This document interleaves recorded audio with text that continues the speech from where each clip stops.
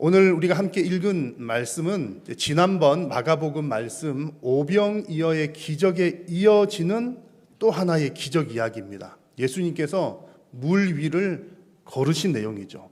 여러분, 기적 오병이어도 지난번 기억나시죠? 예수님께서 떡 5개 물고기 2마리로 수만 명 먹이신 사건인데 어마어마한 기적입니다. 그 기적을 경험한 지 얼마 되지 않아서 바로 연이어서 또 제자들이 예수님께서 물 위로 걸어오시는 그런 놀라운 기적을 경험을 합니다.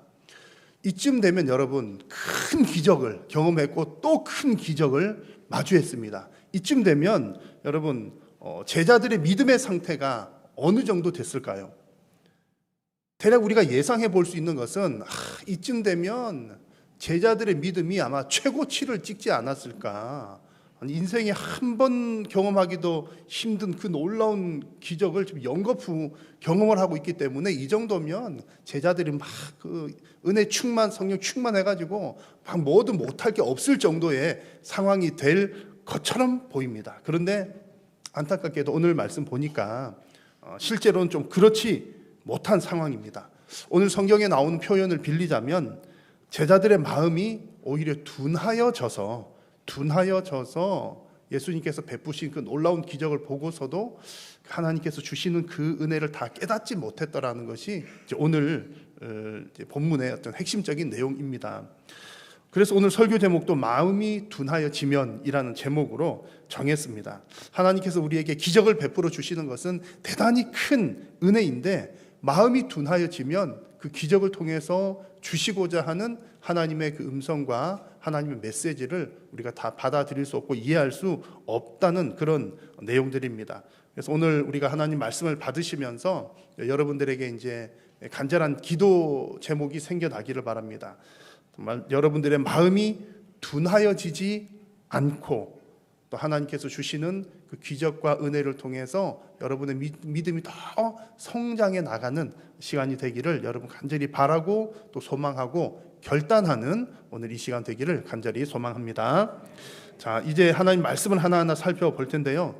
지난번 나눈 마가복음의 말씀은 오병이어의 기적이었습니다. 그 오병이어 기적 이야기할 때 여러분 아마 기억나실 겁니다. 마가복음 본문에는 나오지 않았지만 그 오병이어의 기적을 본 사람들 중에는 예수님을 붙들어서 왕으로 임금으로 삼으려는 사람들이 있었습니다. 요한복음에 나온 내용들이었고요. 오늘 말씀은 예수님께서 이제 그 사람들을 피하시는 장면으로 시작을 합니다. 45절과 46절을 보시면 예수님께서 제자들을 재촉하셔서 배를 태워서 떠나 보내십니다. 그리고 이제 예수님께서 무리들을 다 정리하신 후에 예수님은 기도하시기 위해서 산으로 가십니다. 오늘 이 말씀 보면 이제 서둘러서 막 정리하고 이제 떠나 보내는 그런 분위기죠. 이렇게 하시는 이유가 바로 예수님을 붙들어서 억지로 임금 삼으려는 자들 때문이었다. 이렇게 보시면 되겠습니다. 그런 내용으로 이어지는 오늘 본문의 내용입니다. 예수님은 제자들 먼저 배 태워 보내시고 기도하시기 위해서 산으로 가신 거죠. 여기서 예수님께서 기도하시기 위해서 산으로 가셨다는 이 내용은 그냥 평소 때 우리가 많이 보던 내용입니다. 예수님은 늘 기도하실 때 습관적으로 그 산으로 가셔서 기도하셨으니까 오늘도 그러신가 보다 이렇게 생각할 수 있지만 오늘 이 배경과 함께 생각을 해 보시면 예수님께서 기도하러 산으로 가셨다. 이제 이 표현 속에는 예수님의 관심사가 어디에 있는지를 우리에게 보여주는 중요한 한 측면이 있습니다. 지금 예수님은 누구를 피해서 지금 기도하러 가셨다고요? 예수님을 임금 삼으려는 자들을 피해서 지금 기도하러 가시고 제자들 보내셨습니다. 그런데 어떤 면에서 보자면 지금 이 순간은 예수님에게 인간적인 계산으로 보면 좋은 기회가 온 겁니다. 예수님께서 오병이어 기적을 쫙 했는데 수많은 사람들, 아마 모든 사람들이 다 감동을 받았겠지만 그 중에서 또 열심히 있는 사람들이 있잖아요. 그 사람들이 예수님께 와가지고 예수 선생님 보니까 예수 선생님은 되실 분입니다. 짱입니다. 보니까 능력이 출중한 것을 보니까 우리의 임금, 우리의 왕이 되어 주십시오. 나라 하나 세웁시다. 우리 로마 우리 이겨 먹읍시다. 이렇게 한 거거든요. 여러분 한번 상상을 해보십시오. 여러분들이 누군가에게 인정을 받았다는 사실만 해도 꽤 기분 좋은 일이잖아요. 그들이 와가지고 여러분들에게 우리 대장해 주십시오. 그러면 여러분 어깨에 힘이 좀 들어가지 않겠습니까? 그래서 지금 예수님 이 상황은 어깨에 힘이 좀 들어가고 이렇게 이제 영광을 받으시기를 원하신다면 뭔가 영광스러운 자리를 얻을 만한 타이밍이었다는 겁니다. 그런 기회가 왔는데 예수님께서 거절하신 거죠. 거절하시고 산으로 기도하러 가신 겁니다. 그래서 지금 이 예수님께서 이제 산으로 가셨다 이 얘기는 그냥 뭐 평소처럼 기도하러 가셨을 수도 있지만 예수님의 관심이 이제 지금 당장의 영광을 얻는데 있는 것이 아니라 잠시 후에 좀 더 기다리고 인내했다가 십자가를 지심으로 많은 인류들, 온 인류들을 구원하는, 그러니까 하나님의 백성들에게 내가 영광 얻는 자리가 아니라 하나님의 백성들을 살리는 일에 관심을 두셨다는 것을 볼 수가 있는 거죠. 자, 이런 예수님의 관심은 이어지는 말씀에서도 우리는 찾아볼 수 있습니다. 말씀의 48절을 보면 예수님의 관심과 시선이 제자들에게 계속 이렇게 고정이 되어 있었다는 것을 알 수가 있어요. 지금 예수님은 제자들을 먼저 배 태워서 보내셨잖아요. 예수님은 이제 기도하러 따로 떨어져 있는데 뭐 얼마나 멀리서 어떤 정도의 거리인지는 정확하게 알 수 없지만 지금 배 타고 가던 제자들이 한밤중에 이제 역풍을 만난 겁니다. 배를 노를 져서 가는데 역풍을 만나서 막 고생하고 있는 거예요. 48절 보면 바람이 거스름으로 제자들이 힘겹게 노젓는 것을 예수님께서 뭐 하셨다고요? 보시고 예수님께서 그 장면을 보셨다는 겁니다. 아니 제자들 어떻게 오든지 말든지 뭐 알아서 잘 찾아오겠지 그게 아니라 그것을 보고 계셨다라는 겁니다. 그 상황을 보고 계시다가 밤 사경쯤에, 사경은 새벽 3시에서 6시거든요. 제일 피곤한 시간, 제일 졸음 많이 오는 그런 시간일 텐데 그 시간에 이제 그 바람 때문에 고생하는 제자들에게 물 위로 걸어서 가셔서 그들을 돕는 그런 장면입니다. 그래서 지금 이 장면은 예수님의 관심이 제자들에게로 계속 있었더라. 예수님의 시선이 제자들에게로 향해 있었더라는 것을 볼 수가 있는 거죠. 여러분, 이 말씀은 하나님의 시선이 하나님의 백성들, 저와 여러분들에게 늘 고정되어 있다는 사실을 보여줍니다. 우리 성도들이 자주 고백하는 내용 중에서 이런 말이 있습니다. 모든 영광을 누구에게요? 하나님께. 이런 말들 자주 하는데 이 말을 혹시 잘 모르시는 분들은 오해를 할 수도 있습니다. 어떻게 오해를 하냐면 하나님은 높은 곳에 계신 분이시니까 사람들에게 다 사람들 많이 모아가지고 자 너희들 나에게 영광을 가지고 오너라 영광 받기를 즐겨 하시는 분이로구나 그렇게 오해를 할 만합니다. 왜냐하면 매일 성도들이 오늘 보세요. 다 모여가지고 할렐루야 찬양인데 아름다운 목소리를 하나님께 찬양하죠. 우리도 함께 찬양하죠. 그러니까 오늘 우리 교회만 예배하는 거 아니잖아요. 전 세계 곳곳에서 예배하니까는 어떤 사람들은 아니 그 하나님이란 분은 도대체 뭐 이렇게 얼마나 욕심이 많아가지고 이 세상의 영광을 다 나에게로 가지고 오느라 그러시는 분인가 오해를 할 만하기도 합니다. 그러나 여러분 전혀 그렇지 않죠. 만약에 여러분 우리가 영광을 안 올려드리면 하나님은 영광스러운 분일까요? 우리가 영광 안 올려드려도 영광스러운 분일까요? 여러분 하나님은 우리가 뭐 영광 1만큼 올려드리면 1만큼 영광스럽고 100만큼 올려드리면 100만큼 영광스러운 분이 아니십니다. 하나님 우리의 그 어떠함과는 전혀 상관없이 하나님은 스스로가 영광스러운 분이십니다. 그리고 우리가 오해를 하면 안 되는 거예요. 우리가 그래 하나님께 우리 잘해주면 하나님이 나 때문에 좀 더 뭐 어깨 올라가시겠지. 우리 입장에서 우리 표현으로는 그렇게 나 스스로 잘했다고 그래 너 잘했어 그런 마음을 가질 수는 있지만 하나님은 우리의 그 어떤 것에 영향을 받으시는 분이 결코 아니십니다. 스스로 영광스러운 분이시기 때문이죠. 근데 그 높으신 하나님께 우리가 영광 올려드린 이유는요. 하나님이 너무 영광스러운 분이니까 내가 올려드린 영광이 하나님께 무슨 영향을 끼치기 위해서가 아니라 마땅히 해야 될 일이기 때문에 하는 겁니다. 피조물은 창조주를 찬양하는 일이 마땅한 일입니다. 그래서 영광을 올려드릴 뿐인 거죠. 그런데 여러분 하나님은 그렇게 영광 받으시는 것이 사실은 마땅한 일이거든요. 마땅한 일임에도 불구하고 하나님은 항상 낮고 낮은 하나님의 백성들에게로 하나님의 시선이 향해 있습니다. 오늘 성경에서 예수님께서 저 바다를 건너다가 역풍 만나서 고생하는 제자들을 보시고 계셨던 것처럼 살아계신 하나님께서는 지금 이 순간에도 성령으로 우리와 함께 하시면서 성도들이 어렵고 힘겹게 살아가는 우리들의 인생을 지켜보고 계시고 또한 함께하고 계시는 줄로 믿습니다. 여러분, 이 사실을 믿음으로 받으시고 여러분들을 항상 지켜보시는 우리 하나님 앞에 감사하는 복된 성도님들 되시기를 축복합니다.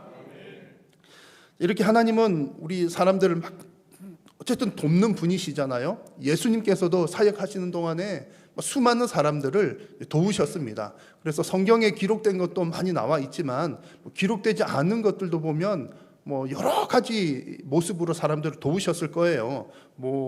때로는 무거운 짐 들고 가는 사람 있으면 예수님이 내가 좀 들어 드리리이다 이런 것도 하셨을 거고, 길 잘 모르는 사람 헤매고 있으면 내가 길 가르쳐 줄게요 그런 것도 다 하셨을 겁니다. 이것저것 다 기록하면 성경에 다 기록을 할 수가 없었겠죠.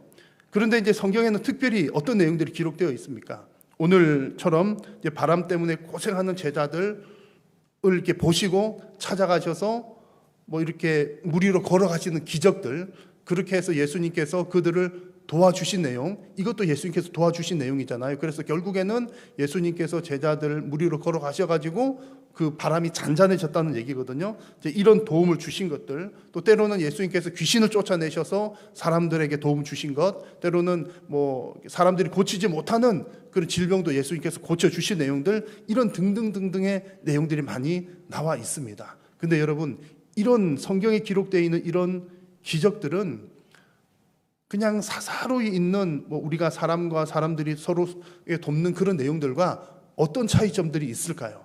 여러분, 이게 아주 중요한 포인트가 있습니다. 예수님께서 보여주신 이 기적들은 결국은 사람을 돕는 내용들이신데, 이 돕는 것이 나는 너보다 능력이 조금 더 많으니까, 내가 힘이 좀 더 세니까 너를 도와줄게. 사람들 사이는 그렇잖아요. 이제 어떤 사람이 물건 하나만 들 수 있는 힘을 가지고 있는 사람이 있는가 하면 2개, 3개 들 수 있는 사람, 저 같은 사람, 그러니까 내가 다 들어 드릴게요. 그런 도와줄 수도 있잖아요. 그런 도움들은, 사람들 사이에서 도움은 누구와 누구보다 능력이 조금 더 많아서 조금 적은 사람을 도와주는 거예요. 그런데 예수님께서 오늘 물 위로 걸어오셔서 풍랑을 잠잠케 하신다거나 병을 고쳐주신다거나 귀신을 쫓아내신 이런 것들은 다른 차원의 이야기입니다. 그것은 능력이 조금 많은 사람이 적은 사람을 도우시는 것이 아니라 하나님이신 예수님께서 우리 사람을 도우시는 이야기라는 것이죠. 그래서 물 위로 걸어오시는 이런 기적들, 오병이의 이런 모든 기적들은 예수님께서 하나님으로서 우리들에게 베푸신 기적들입니다. 그래서 우리는 이런 기적들을 볼 때마다 이런 생각들을 가지는 거죠. 예수님은 참 착한 분이로구나. 이렇게 선한 일을 많이 하시는 분이로구나. 이렇게도 도우시는구나. 그 정도 차원이 아니라 예수님이 바로 하나님 이로구나. 사람들이 할 수 없는 이 기적을 통해서 예수님이 하나님이신 것을 우리에게 보여주셨기 때문에 우리는 그 기적을 통해서 예수님이 하나님이신 것을 고백해야 하는 줄로 믿습니다. 여러분, 이미 예배하는 저와 여러분들은 이 사실을 너무나도 당연히 믿고 계시기 때문에 목사님 너무나 잘 알죠. 우리는 예수님이 하나님이신 것을 잘 압니다 라고 고백하시겠지만, 이것이 진정 여러분의 인생 가운데, 여러분의 기도 제목들 가운데 정말 살아서 역사하는 말씀이 되기를 간절히 소망합니다. 그래서 여러분, 예수님이 하나님이십니다라는 이 고백은요, 이 기적을 통해서 보여주셨던 이 고백은 우리 성도들로 하여금 2가지 사실을 꼭 잊지 않고 기억을 하기를 원하십니다. 첫 번째는 우리 성도를 도우시는 분은 창조주 하나님이시라는 사실입니다. 창조주 하나님. 우리가 하나님을 믿는 사람들이 하나님께 도움을 구하잖아요. 어려움 있을 때 하나님 참 힘듭니다. 이것 좀 도와주세요. 간절히 기도합니다.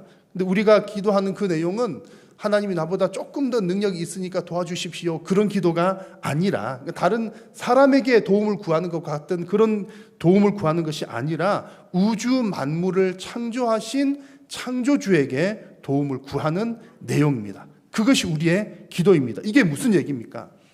우리가 믿는 하나님은 창조주이시기 때문에 능치 못할 일이 없으신 분이라는 사실입니다. 아멘이십니까? 우리가 하나님께 기도할 때 하나님, 이건 좀 힘든 일이고 안 될 수도 있을 것 같은데 이게 보통 일이 아니기 때문에 하나님 좀 힘들어 보이긴 하지만 하나님 힘 좀 써주세요, 이런 기도가 아니라는 얘기입니다. 하나님은 창조주이시기 때문에 능치 못한 일이 없으신 줄로 믿고 하나님께 구하는 것이죠. 지난 주 중에 제가 어느 성도님과 대화를 나누는 중에 하나님께서 행하신 놀라운 기적이죠, 기적에 대한 간증을 짧게 들었습니다. 이제 우리 성도님의 친인척 중에 한 분이 정말 치료 가능성이 거의 없는 말기암이 발견이 되었다는 거예요. 이제 잘 아시는 것처럼 젊은 사람이 암 오면 힘들다고 그러잖아요. 젊은 사람 왔는데 게다가 말기이고 또 그리고 이미 뭐 세포가 많이 다 퍼져 있는 그런 상황이랍니다. 저는 의학 지식이 없는 제가 들어도 막 여기저기 들은 내용만 해도 그러면 뭐 돌아가셨다는 얘기를 하겠구나, 뭐 힘들다는 그 얘기를 하시겠구나 했는데 듣고 보니까 그런 상황 가운데서 의사도 가능성이 없습니다 딱 이렇게 했는데 3년 넘게 살고 있다는 거예요. 의사도 깜짝 놀란다는 거죠. 그리고 온 가족들도 이 일로 인해서 같이 기도하고 어쩌고 하면서 생명의 주권을 하나님께서 지금 붙들고 계시는구나, 그 살아계신 하나님을 절실하게 경험하고 있다는 그런 이야기를 들었습니다. 여러분, 우리가 믿고 의지하고 기도하는 우리의 하나님은 능치 못한 일이 없으신 창조주 하나님이신 줄로 믿습니다. 여러분, 그 하나님께서 여러분을 사랑하고 계시고 여러분의 모든 일들을 세밀하게 감찰하고 계신 줄로 믿으시기를 바랍니다. 그래서 예수님은 하나님이시다, 이 얘기가 우리가 이런 사실을 믿는다는 거죠. 그리고 두 번째, 예수님은 하나님이십니다라고 하는 고백을 통해서 우리가 또 꼭 기억해야 될 것은 하나님께서 원하시는 궁극적인 목적은 영혼 구원에 있다는 사실입니다. 영혼 구원, 예수님의 목적은 영혼 구원이라는 거죠. 하나님은 창조주 하나님이시기 때문에 불가능한 일이 없으신 분이지만 어떤 경우는 기적을 안 베푸시는 경우도 있습니다. 모든 일은 다 하나님의 계획이 있으신데 어떤 때는 기적을 안 보여주셔요. 왜 그런지는 우리는 알 수 없습니다. 하나님 계획이니까. 그럼에도 불구하고 우리가 확실히 아는 것은 하나님께서 원하시는 것은 영혼의 구원이라는 사실은 우리가 확실히 알고 있습니다. 그래서 여러분, 우리가 보기에는 이 땅에서 조금 더 오래 사는 것, 이 땅에서 건강하게 사는 것, 이게 정말로 중요해 보이지만 하나님의 입장에서 볼 때는요, 여러분, 하나님의 입장에서 볼 때는 그 영원이라는 하나님의 시간에서 보면 우리의 인생은 아주 짧은 점에 불과한 겁니다. 우리가 10년을 더 사나 혹은 100년을 더 산다 하더라도 하나님의 그 큰 시간에 보면 작은 점에 불과한 거죠. 그래서 하나님께서 보실 때에 더 중요한 것은 얘야 그것은 별것 아닌 일이야, 작은 점에 불과해. 하나님 우리에게 더 좋은 것을 주시기를 원하시는데 그게 바로 영생을 얻는 일인 것입니다. 예수님께서 수많은 사람들을 치료해 주실 때도 여러분 그 목적을 분명하게 드러내셨습니다. 예수님께서 귀신 쫓아내시고 병 고쳐주시면서 무엇이라고 말씀하셨습니까? 너의 죄가 용서받았다. 그 얘기 무슨 얘기죠? 너의 영혼이 구원받았고 너는 영생을 얻었다는 말씀을 하신 겁니다. 예수님께서 많은 사람들에게 병 고쳐주시고 귀신 치료해 주실 때 그래 너는 참 38년 동안 그동안에 고생했으니까 내가 이번에 고쳐줄 테니까 남은 10년 동안에는 좀 행복하게 잘 살아봐, 그러려고 고쳐주신 것 아니라는 얘기입니다. 너는 평생 고생했지만 이제 남은 얼마 동안에라도 너가 행복하게 살아봐, 그게 예수님께서 그러려고 고쳐주신 것이 아니라 그의 영혼이 영원한 생명을 얻기 위해서 예수님께서 그 기적들을 다 보여주셨다는 이야기입니다. 여러분, 하나님의 목적은 영생을 얻는 데 있는 겁니다. 그래서 간혹 이런 경우들도 있잖아요. 너무너무 믿음이 좋은 분인데 하나님이 안 고쳐주시는 경우도 있어요. 더 일찍 데려가시는 경우들도 있습니다. 우리는 알 수 없지만 설령 그런 경우가 있다 하더라도 이미 그가 영생을 얻었다면 그에게는 그건 역시 은혜인 것입니다. 그래서 여러분, 나에게 있어서 어떤 기적이 일어나느냐 일어나지 않느냐보다 더 중요한 것은 내가 그 과정을 통해서 예수 그리스도를 구주로 영접하고 영생을 얻는 일이 더 중요한 일인 줄로 믿습니다. 그래서 예수님께서 기적을 보여주시면서 예수님이 하나님이신 것을 우리로 하여금 고백하도록 하는 이 일은 우리로 하여금 그 영생의 길을 깨닫도록 하시는 일이라는 사실입니다. 여러분, 예수님의 기적을 보시면서 먼저는 하나님을 보시기를 바라고, 또 예수님의 그 기적 이면에 있는 영혼 구원과 우리 영생 주시는 하나님 앞에 감사와 찬양을 올려드리는 복된 성도님들 되시기를 간절히 소망합니다. 자, 하나님은 이렇게 성도들에게 복된 길, 은혜의 길, 기적도 보여주시고 하시면서 많은 것들을 더해 주시지만 사람들은 참 연약합니다. 그래서 우리의 눈이 어두워지고 마음이 둔하여져서 그 받은 은혜를 오랫동안 간직하지 못하는 경우들이 많습니다. 오늘 성경의 내용은 예수님께서 물 위로 걸어오셔서 이제 바람을 잔잔하게 해주신 장면이거든요. 그것을 통해서 예수님의 신성을 보여주셨지만 제자들은 아직까지도 온전히 깨닫지 못하고 있는 상황입니다. 물론 이제 마지막 결론에 갔으면 그들도 예수님을 이제 하나님의 아들로 알아보고 영광을 올립니다만, 마가복음의 결론 마지막 부분은 아직까지 깨닫지 못했더라는 내용으로 끝이 납니다. 그래서 오늘 본문 보시면 제자들이 놀라는 장면이 두 번이 나오는데, 이제 이 모습들을 보시면 제자들이 아직까지 좀 덜 성숙했구나 하는 것을 볼 수 있습니다. 먼저 여러분 49절을 보시면요, 예수님께서 물 위로 걸어오실 때 제자들이 깜짝 놀라는 장면입니다. 제자들이 그가 바다 위로 걸어오심을 보고 유령인가 하여 소리를 지르니, 제자들이 이제 예수님 오시는 거 보고 귀신인 줄 알고 깜짝 놀랐다는 얘기죠. 그도 그럴만 하긴 합니다. 한창 깜깜한 밤에 갈릴리 바다에 가로등이 있었겠습니까? 뭐가 있었겠습니까? 또 바람도 막 세게 불었던 거 보니까 구름도 껴서 달빛도 없거나 그랬을 것 같아요.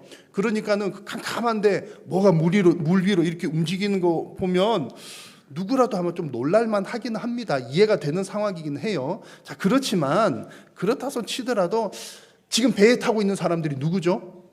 예수님의 제자들이잖아요. 제자들 정도라면 좀 담대하게 귀신이 나타났더라도 좀 안 놀라거나, 왜요? 좀 전에 어떤 기적을 경험했기 때문에 오병이어 기적 경험했잖아요. 그러니까 진짜 귀신이 나타났더라도 좀 담대하게 귀신아 물러가라 그랬던가, 아니면 다 이렇게 멀리서 오는 저기 캄캄한데 뭐가 오는데 그만큼만 봐도 예수님이로구나 라고 알아차렸더라면, 제자들 역시 영성이 대단해, 이제 그럴만 할 텐데 제자들이 좀 그러지는 못했다는 얘기죠. 좀 아쉬움이 있다는 얘기입니다. 그래서 여튼 이제 제자들이 못 알아차리고 있었는데, 그때 예수님께서 이제 가까이 오셔가지고 먼저 말씀하시는 거죠. 얘들아, 나다, 안심해라, 두려워하지 말라 말씀하시고 배로 이렇게 올라타십니다.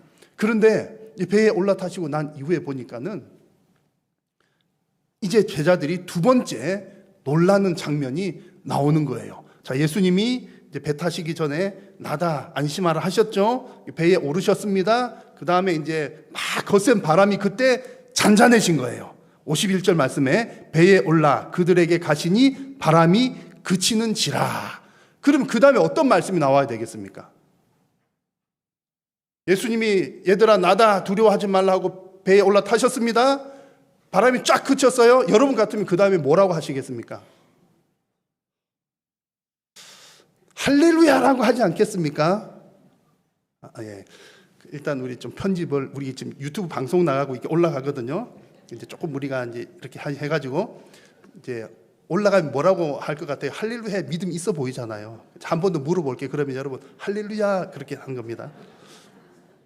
자, 예수님께서 나다 안심하라 하시고 배에 올라타셨어요. 그리고 바람이 그쳤습니다. 여러분 뭐라고 하시겠습니까? 할렐루야! 그렇습니다, 여러분. 역시 믿음의 사람들입니다. 할렐루야라고 하죠. 근데 제자들 지금 뭐라고 그래요? 아니 진짜로 할렐루야 할 만한데 바람이 쫙 그쳤다니까요. 그 계속 고생하고 힘들게 있다가 예수님이 짠 하니까 바람이 쫙 그쳤어요. 예수님, 역시 예수님 오셨으니까 되는군요. 할렐루야 할 만한데 제자들 뭐라고요? 제자들이 마음에 심히 놀라니, 아직까지도 놀란 마음이 진정이 안 되고 있다는 거고 계속 놀란 상태가 지속이 된다는 그런 얘기입니다. 유령인가 했던 그 놀란 마음인지 아니면 무슨 마음인지 하여튼 계속 할렐루야가 아니고 놀렐루야로 지금 계속 있는 겁니다. 무엇 때문에 이렇게 놀라고 있을까요? 왜 아직도 두려워하고 있을까요? 성경은 그들의 마음을 분명하게 우리에게 알려줍니다. 그 다음 구절을 보십시오. 같이 한번 읽겠습니다. 이는 그들이 그 떡 대시던 일을 깨닫지 못하고 도리어 그 마음이 둔하여졌음이러라. 아멘. 하나님께서 이들의 마음을 정확하게 보시고 성경의 기록을 이렇게 해 주신 겁니다. 제자들이 지금 놀라고 있는 것은 아직까지 그 떡 대시던 일을 제대로 깨닫지도 못했다. 떡 대시던 일은 뭡니까? 오병이의 기적, 그 놀라운 기적을 보았고, 근데도 아직까지 예수님이 하나님이신 것을 완전히 깨닫지도 못했고, 예수님의 그 능력이 그러하다는 사실을 깨닫지도 못해서 마음이 둔하여져 있었기 때문에 여전히 그들은 두려움에 떨고 있었더라는 겁니다. 여러분, 이게 남 얘기가 아닙니다. 남 얘기 아니라 우리들의 얘기입니다. 여러분 보십시오. 오병이어의 놀라운 기적을 경험했습니다. 그 기적을 통해서 아마 그때 오병이어의 그 기적에서도 제자들이 아마 뭐 할렐루야 했을 거예요. 여러분 상상을 해보시면 그냥 보리떡 5개, 물고기 2마리로 한 2만 명이 나눠 먹었는데 그렇구나, 맛있네, 잘 먹었어, 그러고 끝날 일이 아니잖아요. 그게 오병이 기적이라니까요. 우리가 진짜 이걸 직접 한번 봐야 되는데, 여튼 여러분 이게 보통 일이 아니거든요. 그럼 그때 놀라고 또 하나님께 영광 올려드리고 제자들이 마음이 뜨거워지고 다 했다는 얘기죠. 그 기적을 통해서 예수님이 하나님이신 것을 똑똑히 두 눈으로 봤습니다. 그런데 지금 어떤 상황요? 분명히 그 기적을 경험했음에도 불구하고 지금 풍랑이라는 두려움이 또다시 엄습해 오자 그들의 마음이 둔하여져서 하나님을 보는 눈이 또다시 가리워졌던 겁니다. 여러분, 우리들의 이야기입니다. 하나님께서 베푸신 기적을 경험하고 하나님을 믿었다가도 또 다른 풍랑이 다가오면 마음이 흔들리고 마음에 의심이 생기고 둔하여지는 것이 연약한 우리들의 모습입니다. 어떻게 보면 평생 이렇게 살다가 또 주님 앞에 서는 사람들도 얼마나 많을지 모릅니다. 여러분, 오늘 이 마가복음에서는 이 정도 내용만 기록되어 있지만 여러분들이 잘 아는 내용이 하나 있을 겁니다. 베드로가 예수님께서 물 위로 걸어올 때에 베드로가 뛰쳐나가는 장면 기억하고 계시죠? 마태복음에 보면 그 내용이 나옵니다. 예수님께서 나다, 두려워하지 말라 그러자 이제 베드로가 얘기하는 겁니다. 주님이시면 저를 오라고 하십시오. 그랬더니 예수님께서 오라 하시니 베드로가 내려서 물 위로 걸어가서 예수께로 가되. 베드로 대단한 거예요. 오라 그렇게 베드로 성격이 급하잖아요. 뛰어내려가지고 물 위로 걸어가는 겁니다. 몇 걸음 걸어갔어요. 그런데 30절 말씀에 바람을 보고 무서워 빠져가는지라. 결국 그러다 퐁당 빠져갔다는 거죠. 오라 하시니까 용감하게 뛰어들기는 했는데 또 바람이라고 하는 두려움을 보니까 두려움에 사로잡히니까 풍덩 물속에 빠지고 말았습니다. 근데 제가 보기에는 이 정도만 해도 대단한 거예요. 여러분 중에 한 발자국이라도 물 위를 걸을 수 있는 사람 있으십니까? 없잖아요. 저는 아마 한 반발자국 정도는 가능할지 모르겠는데 여튼 이게 보통 일 아닙니다. 베드로가 뛰어든 것만 해도 제가 볼 때 믿음 좋아요. 괜찮아요. 아이고 그런 믿음 없지요. 어쨌든 몇 발자국이라도 걸어갔잖아요. 이거는 뭐 이제 역사적 기록에 남을 만한 사건입니다. 자, 그런데 정말 대단하다 싶은데 예수님께서는 베드로를 향해서 뭐라고 말씀하십니까? 31절을 보시니까 같이 한번 읽을게요. 예수께서 즉시 손을 내밀어 그를 붙잡으시며 이르시되 믿음이 작은 자여 왜 의심하였느냐 하시고. 아멘. 예수님의 결론이 뭡니까? 이 지금 물 위를 걸어오시고 풍랑 잠잠하게 하신 이 과정을 통해서 제자들의 믿음을 테스트하시고 믿음이 더 견고하게 세워지기를 원하셨다는 겁니다. 내가 믿음이 있나 없나 보자, 그런 테스트가 아니라 그들의 믿음을 더 견고하게 세워주기 위함이었다는 거죠. 그리고 베드로는 이 일을 통해서 내가 참 믿음이 없는구나, 내가 참 이렇게 풍랑과 바람에 또 두려움에 빠졌구나 하면서 자신을 더 돌아보게 되었던 겁니다. 여러분, 오늘 이 말씀은 우리들의 삶의 현장과 너무나 많이 닮아 있습니다. 오늘 예배하는 여러분들 가운데 정말 인생 살아오시면서 적어도 한두 번, 아니 하여튼 여러 번은 기적들을 다 경험을 해 보셨을 거예요.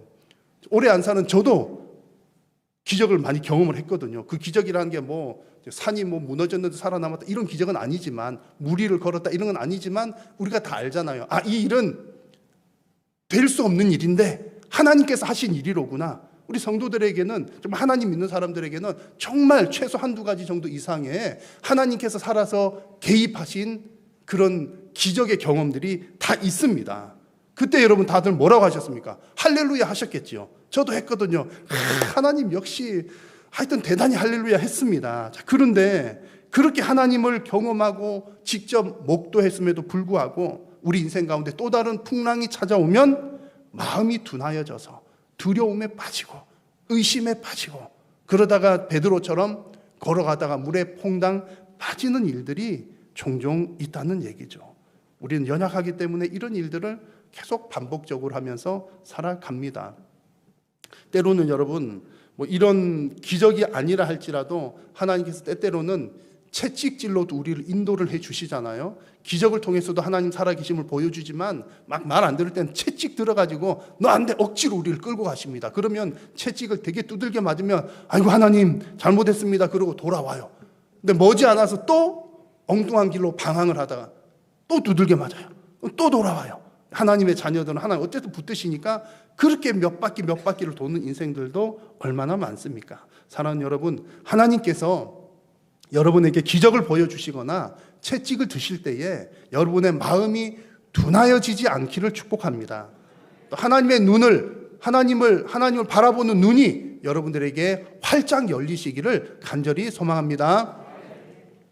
다행히도 이제 오늘 마가복음에는 안 나왔지만 마태복음 뒷부분에 보시면 이제 제자들이 이제 다행히도 이제 예수님은 하나님의 아들이시군요 하고 영광을 올려드리는 장면이 나옵니다. 해피엔딩이죠. 참 고마운 일입니다. 그래서 결국에는 하나님께서 이 일을 통해서 제자들의 믿음을 더 견고하게 세우시려고 하셨던 것이죠. 그래서 우리는 오늘 이 말씀을 받으면서 여러분의 마음이 둔하여지지 않기를 기도하시기를 바랍니다.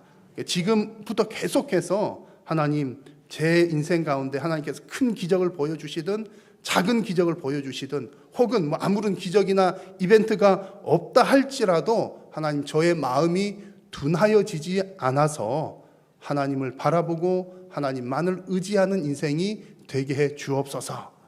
여러분, 아무리 대단한 기적을 경험하더라도 마음이 둔해져 버리면 그 기적을 다 잊어버립니다. 그냥 말짱 꽝인 거죠. 그러나 하나님께서 아무런 이벤트나 기적을 일으켜 주시지 않으시더라도 우리의 마음이 민감하고 우리의 마음이 말랑말랑하면 하나님의 은혜를 볼 수 있고 하나님의 뜻을 발견할 수가 있습니다. 여러분의 마음이 둔하여지지 않기를 기도하시면서 날마다 우리 주 예수 그리스도의 은혜를 풍성하게 경험하는 복된 성도님들 되시기를 주님의 이름으로 축복합니다. 기도하겠습니다. 살아계신 여호와 하나님, 오늘도 하나님의 백성들을 통하여 영광 받으심을 감사합니다. 오늘도 하나님께서 말씀하여 주셨으니 하나님의 말씀을 기억하고 정말로 우리 인생 가운데 우리의 마음이 둔하여지지 아니하고 하나님을 바라보며 하나님의 은혜를 경험하는 복된 성도님들 되게 하여 주옵소서. 예수님의 이름으로 기도하옵나이다.